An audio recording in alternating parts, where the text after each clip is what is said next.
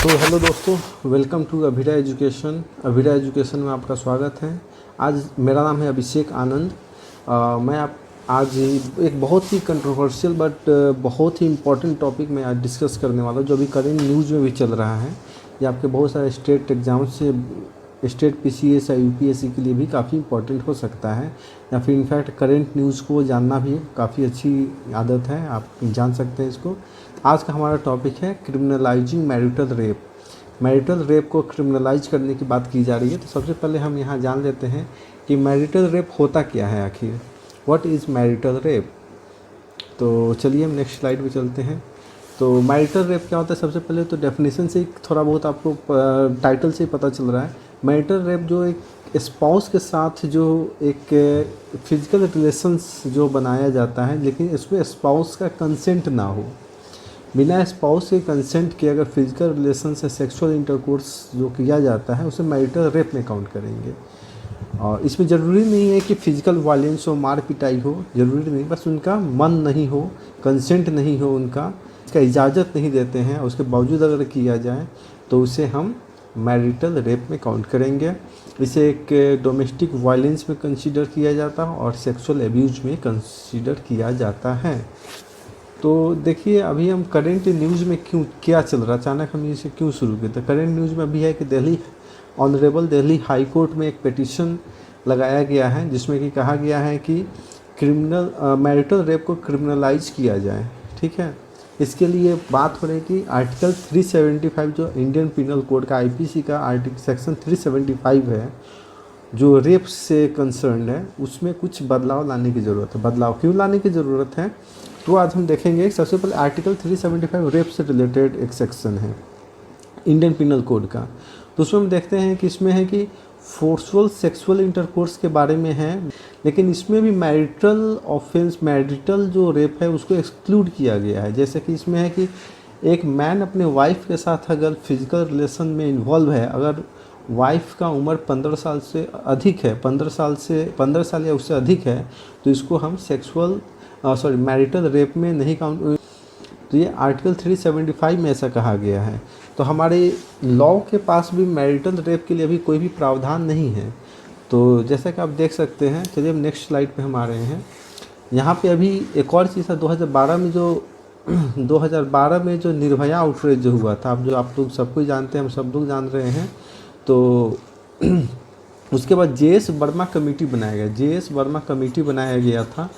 तो उसमें criminal law amendment act 2013 पास किया गया जेएस वर्मा कमेटी के रिकमेंडेशंस पे, जिसमें कि IPC, CrPC, Indian evidence act और protection of children from sexual offences act को अमेंड किया गया था, जिसमें कहा गया था कि अगर इसमें रेपिस्ट को डेथ पेनाल्टी दिया जाएगा अगर विक्टिम का डेथ हो जाता है, या वो केवल एक सर्वाइवर है जो परसिस्टेंट वेजिटेटिव स्टेट मतलब यानी कि एक जिंदा लाश के समान है, वेंटिलेटर पे है, या फिर उसका डेथ हो जाए, तो उस केस में रेपिस्ट को डेथ पेनाल्टी मिलेगा।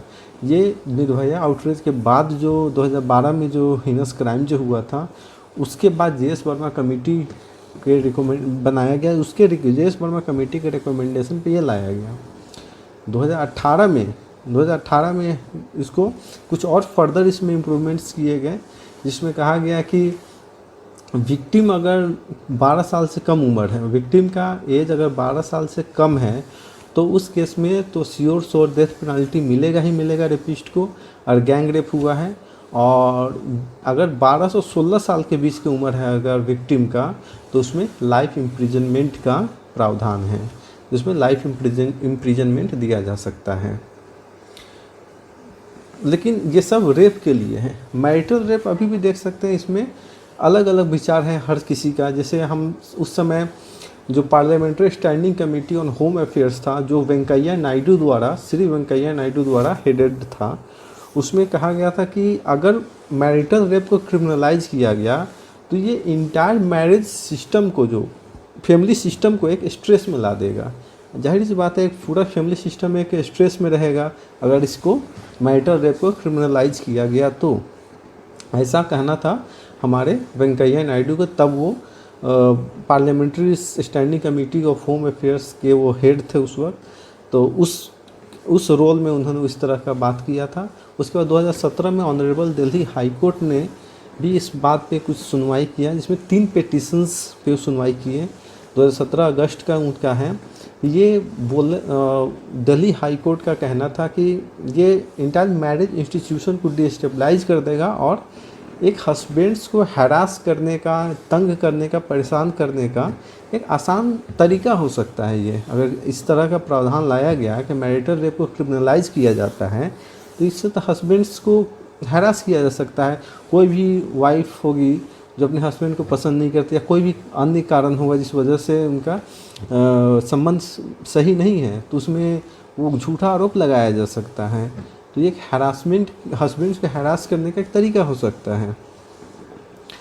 और एक और चीज़ कहा गया, इन केस अगर मान भी लेते हैं, अगर ये मैरिटल रेप को ऑफेंस कर भी दिया जाए तो क्या लगेगा, ये वाइफ के अनुसार तो इंडिविजुअल जो वाइफ होगी उसके अनुसार तो रेप जैसा लगेगा। तो दूसरों को कैसा लगेगा, दूसरों को कैसे समझा पाएंगी, दूसरों के सामने ऐसा नहीं लगेगा कि मैरिटल रेप हुआ, कैसे समझा पाएंगी वो। तो ये बात था कि मैरिटल रेप के लिए तो बहुत सारा प्रावधान है। मैरिटल रेप एक अभी भी अनडिस्कस्ड टॉपिक है, या अभी इस पर बहुत ज़्यादा क्लैरिटी आना बाकी है।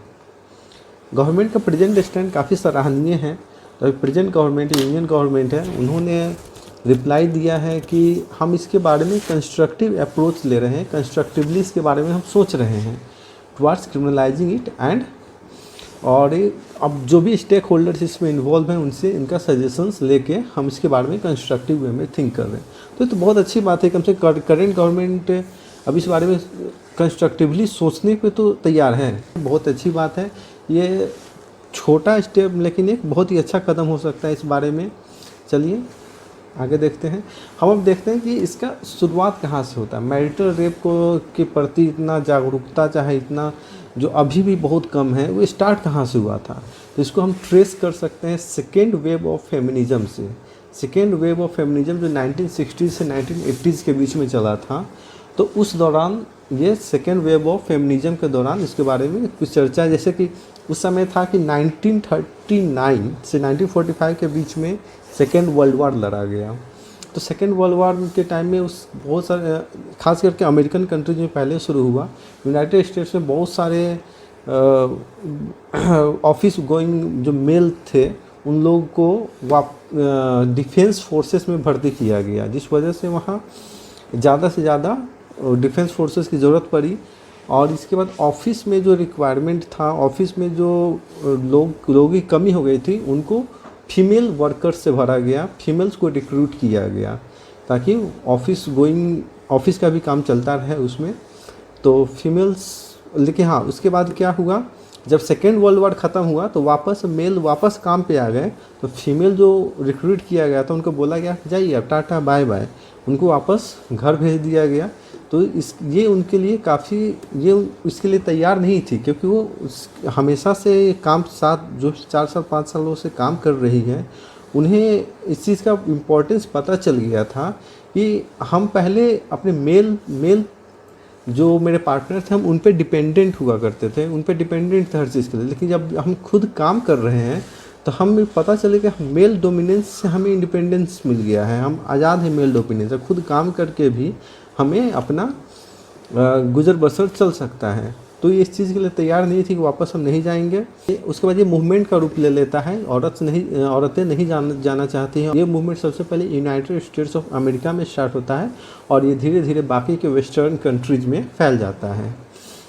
तो ये कुछ इमेजेज आप देख सकते हैं उस समय के, जो देख सकते हैं, जो women of the world unite, safe legal abortions all women, इस तरह का कुछ मूवमेंट्स यहाँ चल रहा है। और इसी मूवमेंट्स के दौरान rape, reproductive rights, domestic violence, work place safety, इस तरह के कुछ प्रावधान के बारे में इस सब चीज़ों पे ध्यान लाया गया था उस मूवमेंट में।